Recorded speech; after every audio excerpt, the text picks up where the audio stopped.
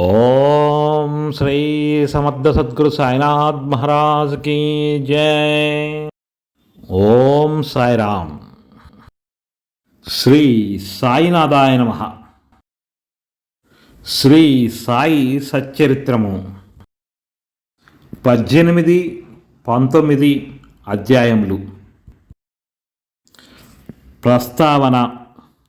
సాటే శ్రీమతి రాధాబాయి దేశ్ముఖ్।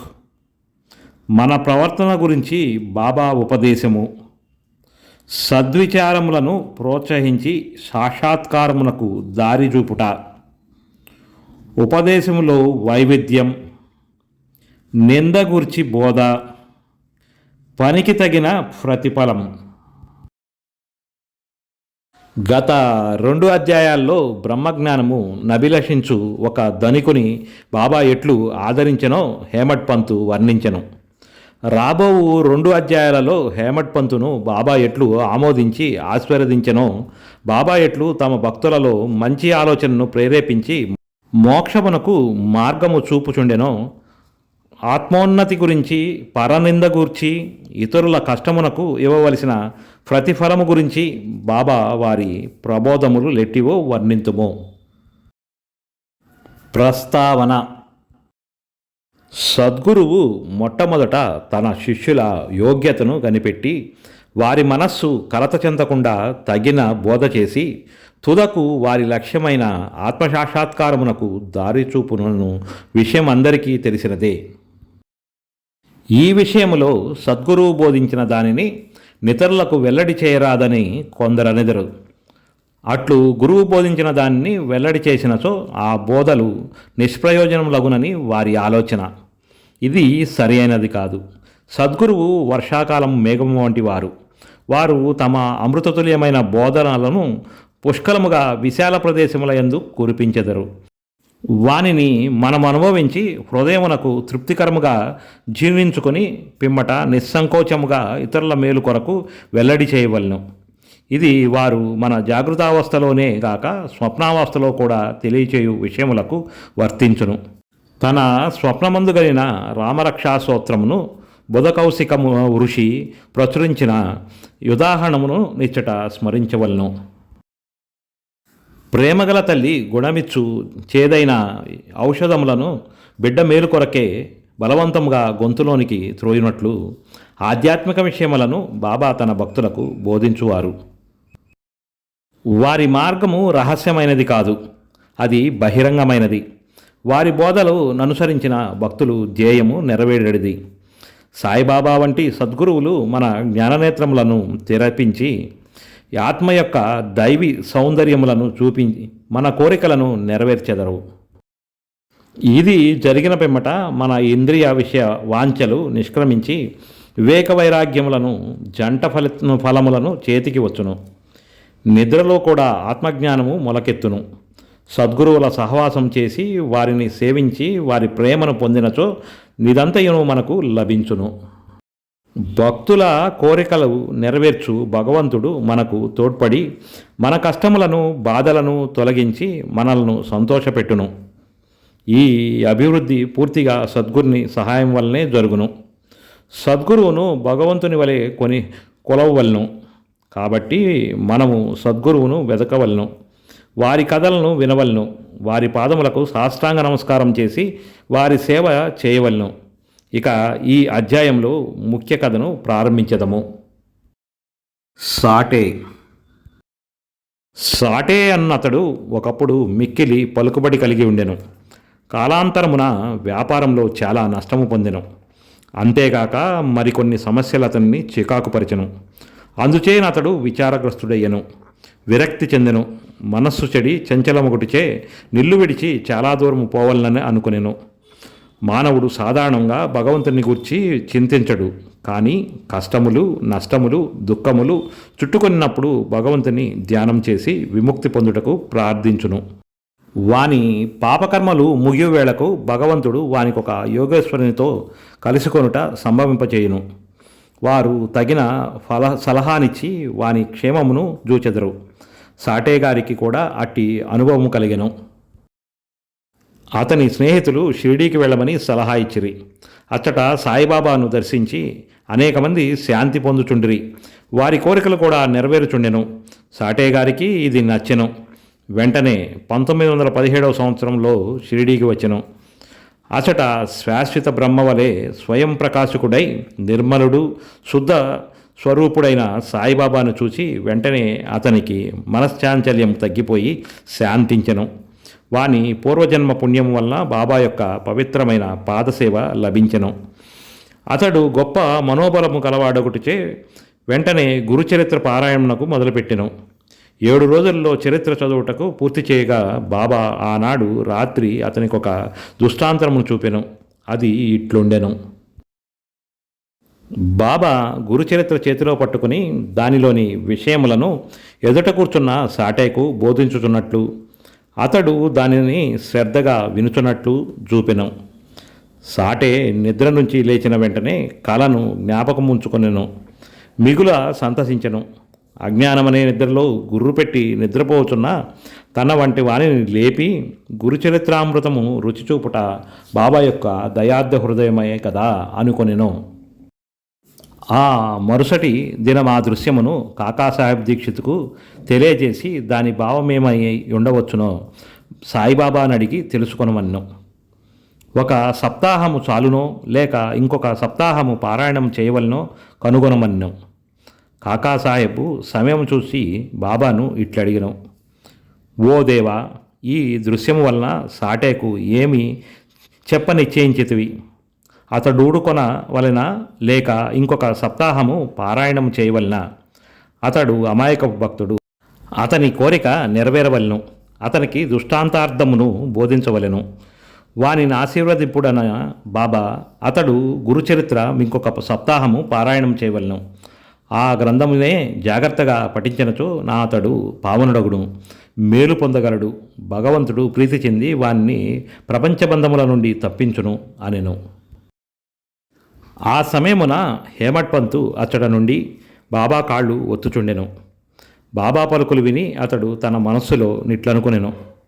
సాటే ఒక్క వారమే పారాయణం చేసి ఫలితమును పొందినా, నేను 40 సంవత్సరముల నుండి పారాయణం చేయుచున్నాను, కానీ నాకు ఫలితము లేదు కదా. అతడిక్కడ 7 దినములు మాత్రమే నివసించెను. నేను 7 సంవత్సరముల నుండి ఉన్నాను. నా ప్రయత్నములు నిష్ఫలమా ఏమి? చేతక పక్షి మేఘము నుంచి పడు నీటి బిందువుకై కనిపెట్టుకుని ఉన్నట్లు నేను కూడా బాబా తన దయా అమృతమును నాపై కురిపించెదరని, వారి బోధనలచే నన్ను ఆశీర్వదించెదరని కనిపెట్టుకుని ఉన్నాను. ఈ ఆలోచన వాని మనసులో మెదలిన వెంటనే బాబా దానిని గ్రహించెను. భక్తుల మనస్సులలో నుండి ఆలోచనలని బాబా గ్రహించడివారు. అంతేగాక చెడ్డ ఆలోచనలను అణుచుచు మంచి ఆలోచనలను ప్రోత్సహించుచుండేవారు. హేమట్ పంత్ మనస్సును కనిపెట్టి బాబా వాన్ని వెంటనే లేపి శ్యామ వద్దకు పోయి అతని వద్ద 15 రూపాయల దక్షిణ తీసుకొని అతనితో కొంతసేపు మాట్లాడిన పిమ్మట రమ్మనెను. బాబా మనస్సున కారుణ్యోదయమయ్యెను. కాన వారిట్లా ఆజ్ఞాపించిరి. బాబా ఆజ్ఞను జవదాటగల వారెవ్వరు. హేమట్ పంత్ వెంటనే మసీదు విడిచి శ్యామాగృహమునకు పోయెను. అప్పుడే అతడు స్నానం చేసి దోవతి కట్టుకొనుచుండెను. అతడు బయటకు వచ్చి హేమట్ పంతుని ఇట్లడిగెను. మధ్యాహ్నహారతి సమయమునందు మీరిక్కడ ఏలయున్నారు? మీరు మసీదు నుంచి వచ్చుచున్నట్లున్నదే. మీరేలా చికాకుతో చంచలముగానున్నారు? మీరొంటరిగా వచ్చినారేలా? కొంతసేపు కూర్చుని విశ్రాంతి చెందుడు. నా పూజను ముగించి వచ్చేదను. ఈలోగా తాంబూలము వేసుకొనుడు. పిమ్మట ఆనందముగా కొంతసేపు కూర్చుని మాట్లాడుకొనిదము. ఇట్లనుచు అతడు లోనికి పోయిను. హేమట్ పంతు ముందర వసారాలో కూర్చొనిను. కిటికీలో ఏకనాథ భాగవతమును ప్రసిద్ధ మరాఠా గ్రంథం ఉండెను. ఇది భాగవతములోని ఏకాదశ స్కందమునకు ఏకనాథుడు రాసిన వ్యాఖ్యానము. సాయిబాబా సిఫారసు చేయుటచే బాపూసాహెబ్ దీక్షిత్తు శ్రీకృష్ణునకు అర్జునునకు జరిగిన సంభాషణారూపమైన భగవద్గీత, దాని మరాఠా వ్యాఖ్యానమైన భావాబ్ద దీపిక, జ్ఞానేశ్వరి, శ్రీకృష్ణునకు అతని సేవకుడకు ఉద్ధవునకు జరిగిన సంభాషణారూపమైన ఏకనాథ భాగవతము మరియు భావార్థ రామాయణమును నిత్యము షిరిడిలో చదువుచుండేవాడు. భక్తులు వచ్చి బాబాను ఏదైనా ప్రశ్నలు వేసినప్పుడు బాబా కొంతవరకు జవాబిచ్చి అటుపైన వారిని ఆ గ్రంథముల పారాయణమును వినుమని పంపుచుండేవారు. ఈ గ్రంథములే భాగవత ధర్మములోని ముఖ్య గ్రంథములు. భక్తులు బాబా ఆజ్ఞానుసారము ఆ సత్సంగములకు పోయి ఆ గ్రంథములు విన్నప్పుడు వారి ప్రశ్నలకు సంతృప్తికరమైన సమాధానములు లభించుచుండెను. హేమట్ పంత్ కూడా నిత్యము ఏకనాథ భాగవతమును పారాయణం చేయువాడు. హేమట్ పంతు ఆ దినము తాను నిత్యము చదువు గ్రంథ భాగము పూర్తి చేయకయే కొందరు భక్తులతో కలిసి మసీదుకు పోయెను. శ్యామ ఇంటి కిటికీలో నున్న ఏకనాథ భాగవతము తీయగా తానాడు పూర్తి చేయని భాగము వద్దనే పుస్తకము తెరుచుకొనెను. తన నిత్యపారాయణమును పూర్తి చేయుటకే కాబోలు బాబా తన్నచ్చట పంపినని హేమట్ పంతు అనుకొనెను. వెంటనే తన నిత్యపారాయణమును పూర్తి చేసెను. పిమ్మట శ్యామ తన పూజను ముగించి బయటకు వచ్చెను. వారిరువురికి ఈ దిగున సంభాషణ జరిగెను. హేమట్ పంతు: నేను బాబా వద్ద నుండి ఒక కౌరు తీసుకుని వచ్చినాను. బాబా నీ వద్ద నుండి 15 రూపాయలు దక్షిణ తీసుకుని రమ్మని నన్ను ఆజ్ఞాపించి ఉన్నారు. అంతేకాదు, కొంతసేపు నీతో కూర్చొని మాట్లాడి పిమ్మట మసీదుకు రమ్మని చెప్పిరి. శ్యామ ఆశ్చర్యంతో: నా వద్ద డబ్బు లేదు. నా 15 సాష్టాంగ నమస్కారంలో పైకమునకు బదులుగా బాబాకు సమర్పింపుము. హేమట్ పంతు: సరే, నీ నమస్కారములు ఆమోదించబడినవి. మనము కూర్చొని కొంతసేపు మాట్లాడుకొనేదము. మన పాపములను నశింపజేయనట్టి బాబా లీలలను కథలను చెప్పుము. శ్యామ: అయితే కొంతసేపు కూర్చునుము. ఈ దేవుని బాబా లీలలు మిక్కిలి ఆశ్చర్యకరమైనవి. నీకిదివరకే తెలియను. నేను పల్లెటూరి వాడను. నీవు చదువుకున్న పట్టణవాసివి. నీవిక్కడకు వచ్చిన తర్వాత కొన్ని లీలలను చూచి ఉందువు. వానిని నీ ముందు నేనెట్లు వర్ణించగలను? సరే, ఈ తమలపాకులు ఒక్క సున్నము తీసుకుని తాంబూలము వేసుకునుము. నేను లోపలకు పోయి దుస్తులు ధరించి వచ్చేదను. కొద్ది నిమిషాల్లో శ్యామ బయటకు వచ్చి హేమట్ పంతుతో మాట్లాడుచూ కూర్చొన్ను. అతడిట్లని: ఈ దేవుని బాబా లీలలు కనుగొన శక్యము కానిది. వారి లీలలు కంతులేదు. వానినెవరు గమనించగలరు? వారి లీలలతో వినోదించున్నట్లు నగుపడినను వారు వాని నంటినట్లు కనిపించరు. మా వంటి జానపదులకేమి తెలియను? బాబాయే ఈ కథలను ఎందుకు చెప్పరాదు? నీ వంటి పండితులను నా వంటి పామర్ని వద్దకు కేల పంపుచున్నారు. వారి మార్గములు ఊహించరానివి. అవి మానవుల చేష్టలు కావాలని చెప్పగలను.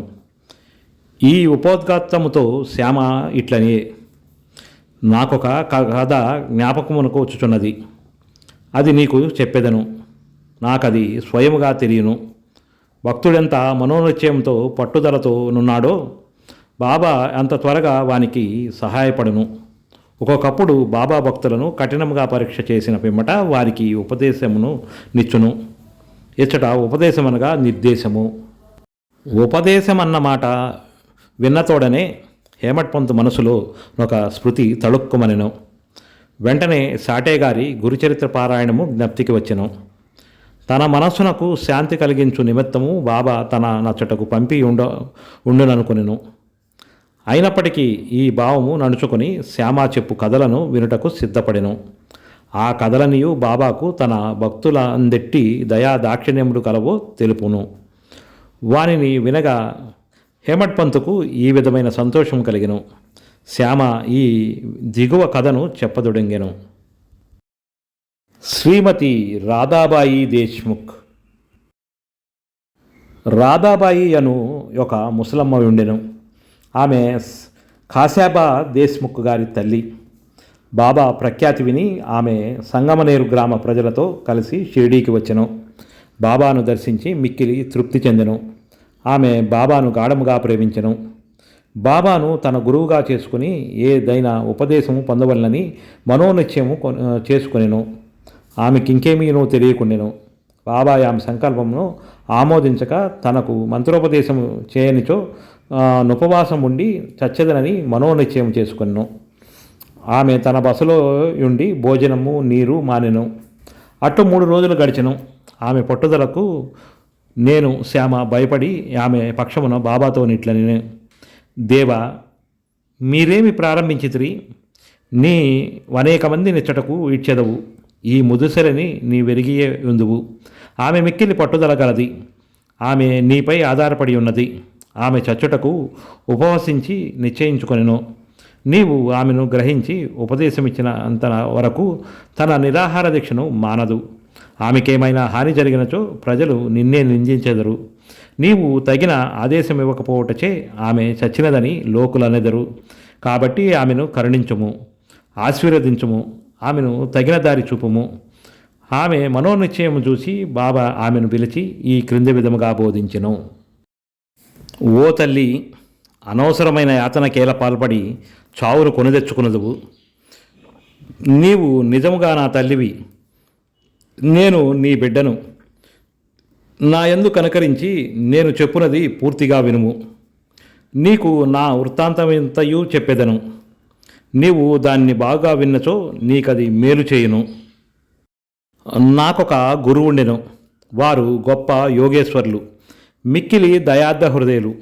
వారికి చాలా కాలము శుశ్రూషణ చేసి తిని, కానీ నా చెవిలో వారే మంత్రము వదలేదు. నాకు వారిని వదిలిపోవు తలంపే లేకుండెను. నేను వారితోనూ ఉండుటకు, వారి సేవ చేయుటకు, వారి వద్ద కొన్ని ఉపదేశములను గ్రహించుటకు నిశ్చయించుకుంటుని. కానీ వారి మార్గము వారిది. వారు నా తల గొరిగించిరి, నా నుండి 2 పైసల దక్షిణ అడిగిరి. నేను దానిని వెంటనే వారికి సమర్పించి తిని. మీ గురువుగారు పూర్ణకాములైనచో వారు మిమ్మలను దక్షిణ అడుగనేలా, వారు నిష్కాములని ఎట్లు అనిపించుకొందురు అని నీవు అడగవచ్చును. దానికి సమాధానము సూటిగా చెప్పగలను. వారు డబ్బును లక్ష్యపెట్టేవారు కారు. ధనముతో వారు చేయనిది ఏమీ ఉన్నది. వారు కోరిన 2 కాసులలో ఒకటి నిష్ఠ, రెండవది సంతోషము, స్థైర్యములతో కూడిన ఓరమి. నేను రెండింటినీ వారికి సమర్పించి తిని, వారు ప్రసన్నులయ్యిరి. నా గురువును అట్లు 12 సంవత్సరములు సేవించి తిని. వారే నన్ను పెంచి పోషించిరి. భోజనముకు కానీ వస్త్రములకు కానీ నాకు లోటు లేకుండెను. వారు పరిపూర్ణులు. వారు ప్రేమావతారమని చెప్పవచ్చును. ఆ ప్రేమను నేనెట్లు వర్ణించగలను? వారు నన్ను మిక్కిలి ప్రేమించడివారు. ఆ విధమైన గురువే ఉండరు. నిరంతర ధ్యానంలో నన్ను వారిని తదేకముగా జూచుచుండేవారు. మేమిద్దరము ఆనందంలో మునిగిడివారము. రాత్రింబవళ్ళు నిద్రాహారములు లేక నేను వారి వైపు దృష్టి నిగడ్చి తిని, వారిని చూడనిచో నాకు శాంతి లేకుండెను. వారి ధ్యానము, వారి సేవ తప్ప నాకు ఇంకోటి లేకుండెను. వారే నా ఆశ్రయము. నా మనస్సు ఎల్లప్పుడూ వారి అందే నాటుకొని ఉండేది. ఇదియే వారడిన దక్షిణలో 1 పైసా, సబూరి, సంతోష స్థైర్యములతో కూడిన ఓరిమి అనున్నది 2వ పైసా. నేను మిక్కిలి సంతోషములతో చాలా కాలము కనిపెట్టుకుని వారి సేవ చేసి తిని. ఈ ప్రపంచమనే సాగరమున సబూరి అను వాడ నిన్ను సురక్షితముగా దాటించును. సబూరి అన్నది అత్యంత ఉత్తమ లక్షణము. అది పాపములన్నిటినీ తొలగించును, కష్టములను పారద్రోలును, అనేక విధముల అవాంతరములను తొలగించి భయమును ప్రారదోలును, తుదకు జయమును కలగచేయును. సబూరి అన్నది సుగుణములకు గని మంచి ఆలోచనకు తోడు వంటిది. నిష్ఠ, సబూరి అన్నవి అన్యోన్యమైన అక్కా చెల్లెండు వంటివి. నా గురువు నా నుండి ఇతర ఏమీ ఆశించి ఉండలేదు. వారు నన్ను ఉపేక్షించక సర్వకాల సర్వావస్థల యందు కాపాడుచుండేవారు. నేను వారితో కలిసి ఉండేవాడను. ఒక్కొక్కప్పుడు వారిని విడచి ఉండినను వారి ప్రేమకు ఎన్నడూనూ లోటు కలగలేదు. వారు తమ దృష్టి చేతనే నన్ను కాపాడుచుండేవారు. తాబేలు తన పిల్లలను కేవలం తన దృష్టితో పెంచునట్లు నన్ను కూడా నా గురువు తమ దృష్టితో పోషించుచుండేవారు. తల్లి తాబేలు ఒక వడ్డున ఉండును, బిడ్డ తాబేలు 2వ వడ్డునుండును. తల్లి తాబేలు పిల్ల తాబేలుకు ఆహారం పెట్టుట కానీ పాలిచ్చుట కానీ చేయదు. తల్లి తన పిల్లలపై తన దృష్టిని పోనిచ్చను. పిల్లలెదిగి పెద్దవి అగును. అటులనే మా గురువు కూడా తమ దృష్టిని నా యందు నిలిపి నన్ను ప్రేమతో కాపాడిరి. ఓ తల్లి, నా గురువు నాకు మంత్రమేమియును ఉపదేశించలేదు. అటువంటప్పుడు నేను నీ చెవిలో మంత్రమెట్లు ఓదగలను? గురువు యొక్క ప్రేమమయమైన తాబేలు చూపే మనకు సంతోషమునిచ్చునని జ్ఞాపకముంచుకొనుము. మంత్రము కానీ ఉపదేశము కానీ ఎవరి వద్ద నుండి కానీ పొందుటకు ప్రయత్నించకుము. నీ ఆలోచనలు నీవు చేయు పనులు నా కొరకే వినియోగించుము. నీవు తప్పక పరమార్థమును పొందెదవు. నాపై సంపూర్ణ హృదయంతో చూడుము. నేను నీ వైపు అట్లనే చూచెదను. ఈ మసీదులో కూర్చుని నేను నిజమే చెప్పేదను. నిజము తప్ప మరేమీనూ మాట్లాడను. ఏ సాధనలు కానీ 6 శాస్త్రములలో ప్రావీణ్యము కానీ అవసరం లేదు. నీ గురువందు ప్రేమ విశ్వాసములు నుంచుము. గురువే సర్వమును చేయువాడనియు కర్తయనియు పూర్తిగా నమ్ముము. ఎవరైతే గురువు యొక్క మహిమను గొప్పదనమును గ్రహించెదరో, ఎవరైతే గురువుని బ్రహ్మ విష్ణు మహేశ్వర స్వరూపుడని ఎంచెదరో వారే ధన్యులు. ఈ ప్రకారం ఉపదేశించి బాబా ఆ ముసలమ్మను ఒప్పించెను. ఆమె బాబాకు నమస్కరించి ఉపవాసమును వదులుకొనెను. ఈ కథను జాగ్రత్తగాను శ్రద్ధగాను విని దాని ప్రాముఖ్యమును సందర్భమును గుర్తించి హేమట్ పంతుకు మిక్కిలి ఆశ్చర్యపడెను. ఈ ఆశ్చర్యకరమైన బాబా లీలలను చూచి అతను ఆపాదమస్తకము పులకించెను. సంతోషంతో ఉప్పొంగెను. గొంతుకు ఆరిపోయెను. ఒక్క మాటను మాట్లాడుటకు చేత కాకుండెను. శ్యామ అతని నీ స్థితిలో చూచి ఏమి జరిగినది, ఎలా ఊరుకున్నావు, అట్టి బాబాలీలను నీకెన్ని వర్ణించవలను అని అడిగను. అదే సమయమందు మసీదులో గంట మోగెను. మధ్యాహ్నహారతి పూజ ప్రారంభమయ్యానని గ్రహించిరి. కనుక శ్యామ హేమట్ పంతులిద్దరూ మసీదుకు త్వరగా పోయిరి. బాపూసాహెబ్ జోగు అప్పుడే హారతి ప్రారంభించెను. స్త్రీలు మసీదు నిండిరి. దిగువ ఖాళీ జాగాలో పురుషులు నిండిరి. అందరూ బాజా భజంత్రులతో ఒకే వరుసతో హారతి పాడుచుండిరి. బాబాకు కుడివైపు శ్యామ, ముందర హేమట్ పంతు కూర్చుండ్రి. వారిని చూచి బాబా హేమట్ పంతును శ్యామ ఇచ్చిన దక్షిణ నిమ్మనెను. శ్యామ రూపాయలు బదులు నమస్కారములు ఇచ్చిననియు, శ్యామ ప్రత్యక్షముగా కలడు కనుక అడగవచ్చునన్ను బాబా ఎట్లనెను. సరే, మీరిద్దరూ కొంతసేపు మాట్లాడుకుంటిరా, అట్లయినచో ఏమి మాట్లాడుకొనినారో చెప్పుము. గంటల చప్పుడును మధ్యల శబ్దమును పాటల ధ్వనిని లెక్కించక హేమట్ పంతు బాబాకు జరిగినదంతయు చెప్పుటకు ఆతురతపడెను. తాము ముచ్చటించినదంతయును తనకు చాలా ఆనందము కలగజేసినదనియు, ముఖ్యముగా ముసలమ్మ కథ మిక్కిలి ఆశ్చర్యము కలగజేసినదనియు, దానిని విని బాబాలీలలు అగోచరములనియు తెలిసికొంటిననియు, ఆ కథ రూపంలో తన్ను బాబా ఆశీర్వదించి రనియు హేమట్ పంతు చెప్పెను. అప్పుడు బాబా, కథ చాలా అద్భుతమైనది. నీవెట్టులా ఆనందించితివి, నాకు ఆ విషయమై వివరములనియు చెప్పుము అనిరి. అప్పుడు హేమట్ పంతు తానింతకు ముందు విన్న కథను పూర్తిగా బాబాకు వినిపించి, అది తన మనమునందు శాశ్వత ప్రభావము కలిగించిందని చెప్పెను. ఇది విని బాబా మిగుల సంతసించెను. ఆ కథ నీకు నచ్చినదా, దాని ప్రాముఖ్యమును నీవు గుర్తించితివా అని బాబా హేమట్ పంతును అడిగను. అవును బాబా, నా మానశ్చాంచల్యము నిష్క్రమించినది. నాకు నిజమైన శాంతి విశ్రాంతి కలిగినది. సత్యమార్గమును కనుగొనగలిగి తిని అని హేమట్ పంతు బదులిచ్చెను. బాబా ఇట్లు చెప్పెను, నా పద్ధతి మిక్కిలి విశిష్టమైనది. ఈ ఒక్క కథను జ్ఞప్తి అందించుకునుము. ఇది మిక్కిలి ఉపయోగించును. ఆత్మసాక్షాత్కారమునకు ధ్యానం అవసరము. దానిని అవలంబించినచో వృత్తులనీయును శాంతించును. కోరికలనీయును విడచి నిష్కామిమై నీవు సమస్త జీవరాశి యందు గల భగవంతుని ధ్యానింపుము. మనస్సు ఏకాగ్రమైనచో లక్ష్యము నెరవేరును. సదా నా నిరాకార స్వభావమును ధ్యానింపుము.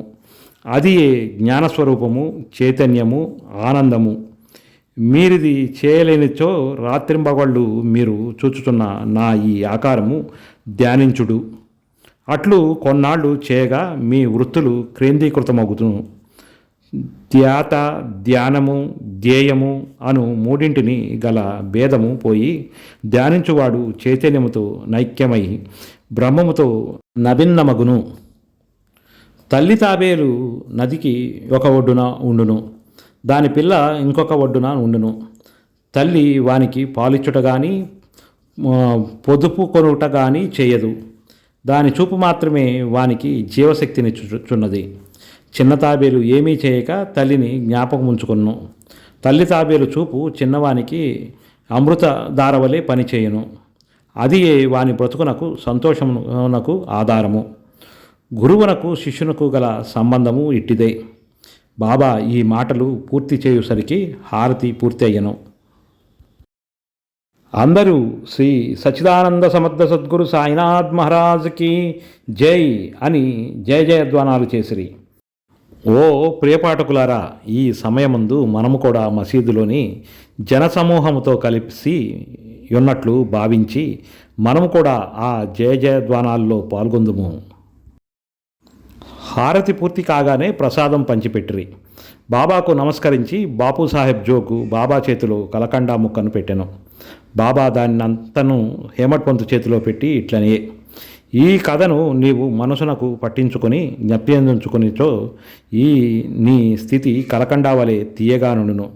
నీ కోరికలు నీవు నెరవేరును, నీవు సుఖముగా నుందువు. హేమట్ పంతు బాబాకు సాష్టాంగ నమస్కారం చేసి, ఇట్లు ఎల్లప్పుడూ నన్ను అనుగ్రహించుము, ఆశీర్వదించుము, కాపాడుము అని ప్రార్థించెను. అందుకు బాబా ఇట్లు జవాబిచ్చెను, ఈ కథను వినుము, దీనిని మన్నము చేయుము, ఇది ధ్యాసనము చేయుము. అట్లయినచో నీవు భగవంతుని ఎల్లప్పుడూ నెప్యందించుకుని ధ్యానించెదవు. భగవంతుడు నీ ముందు ప్రత్యక్షమగును. ఓ ప్రియమైన చదువులారా, అప్పుడు హేమట్ పంతుకు కలకండా ప్రసాదం దొరికెను. ఇప్పుడు మనము ఈ కథ అనే కలకండా ప్రసాదము పొందేదము. దానిని హృదయపూరితముగా సేవించి ధ్యానించి మనస్సున నిలిపెదము. ఇట్లు బాబా కృపచే బలముగాను సంతోషముగాను ఉండేదము. తదాస్తు.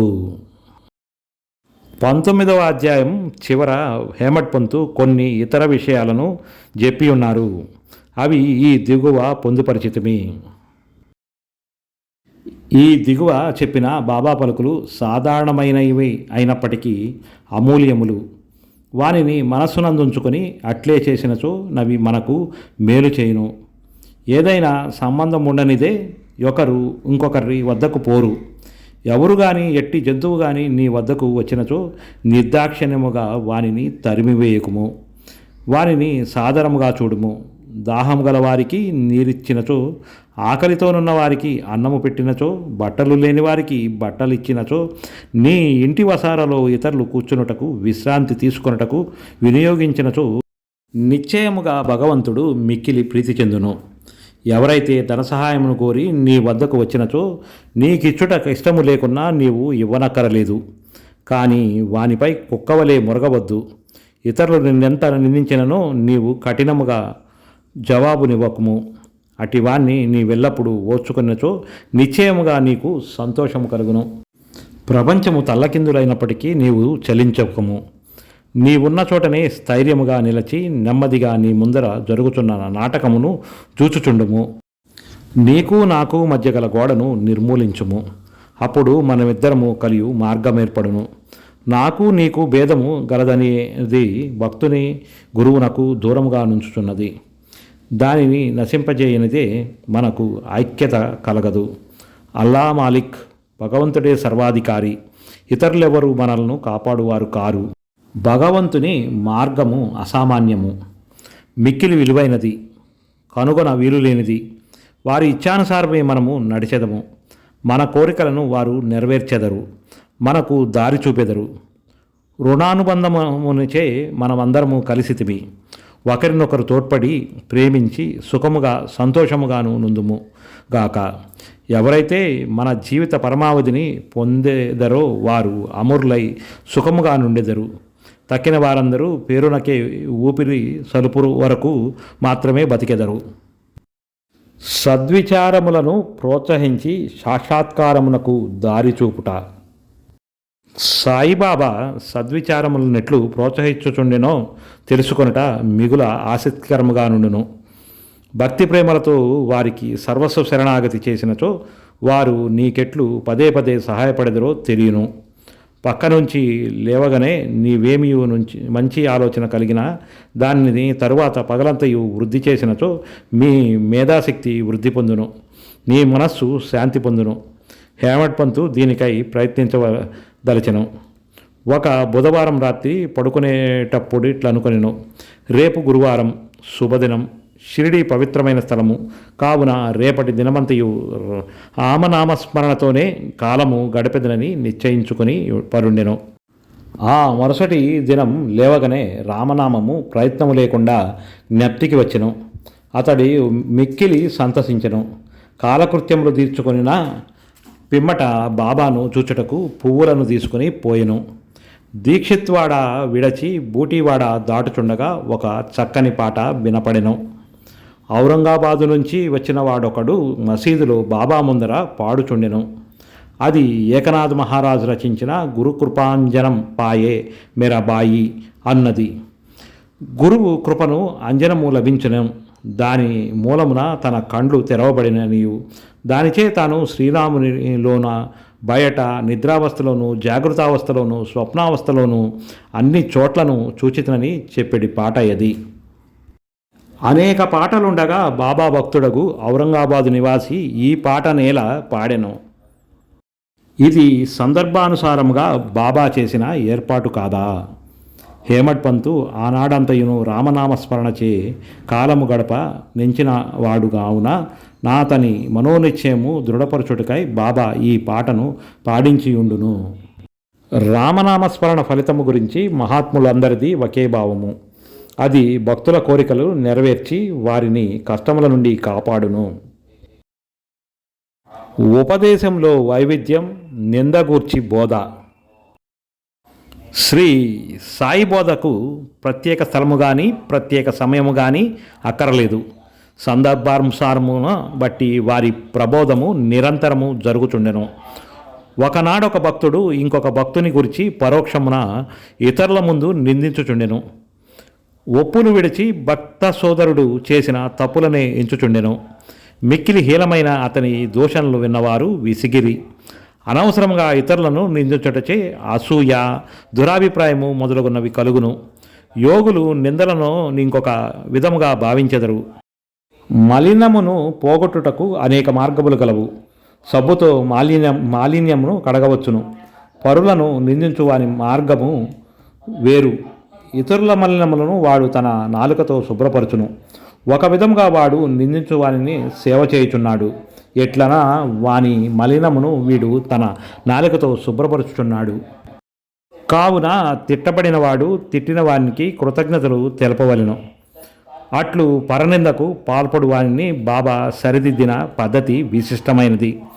నిందించువాడు చేసిన అపరాధమును బాబా సర్వజ్ఞుడిచే గ్రహించెను. మిట్ట మధ్యాహ్నం బాబా లేండి తోటకు పోవుచున్నప్పుడు వాడు బాబాను దర్శించెను.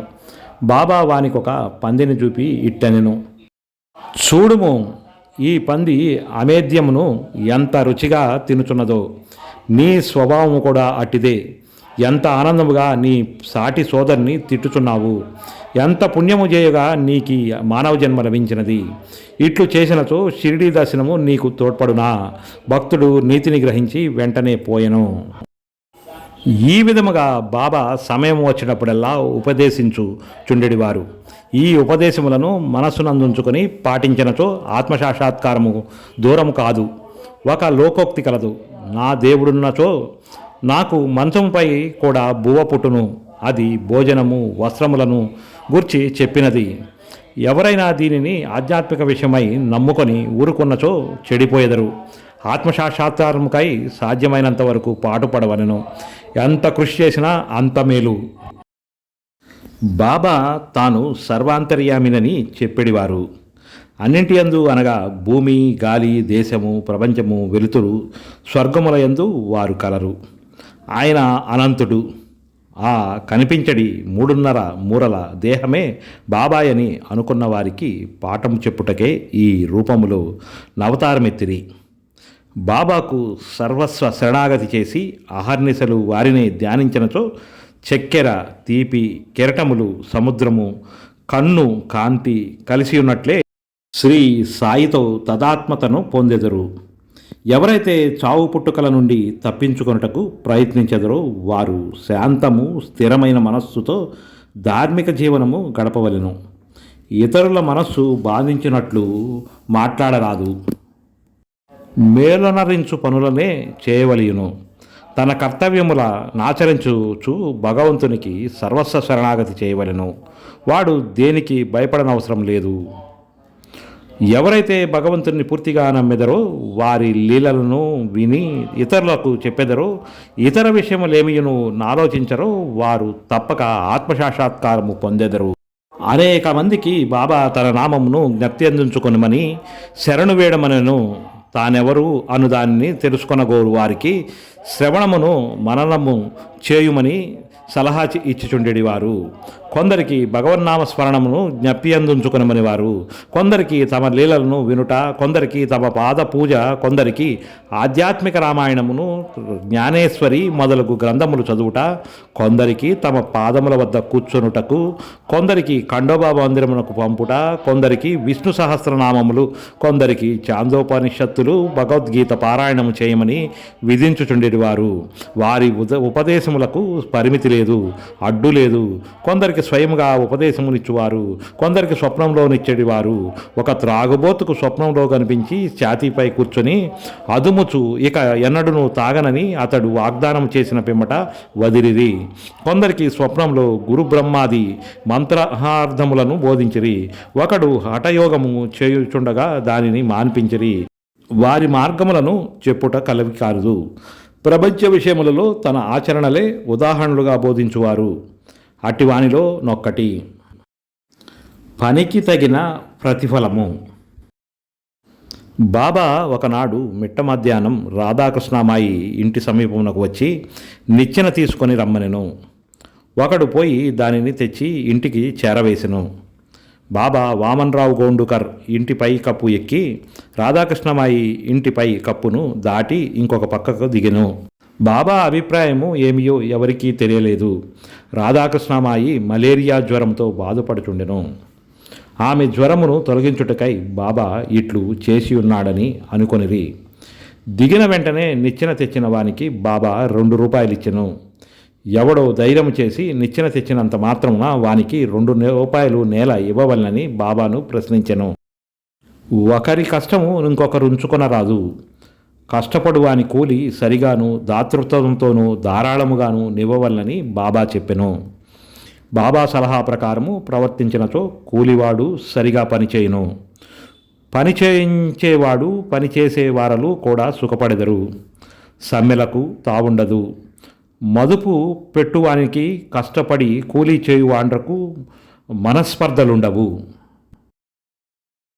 18, 19 అధ్యాయములు సంపూర్ణం. సద్గురు శ్రీ సాయినాథార్పణమస్తు.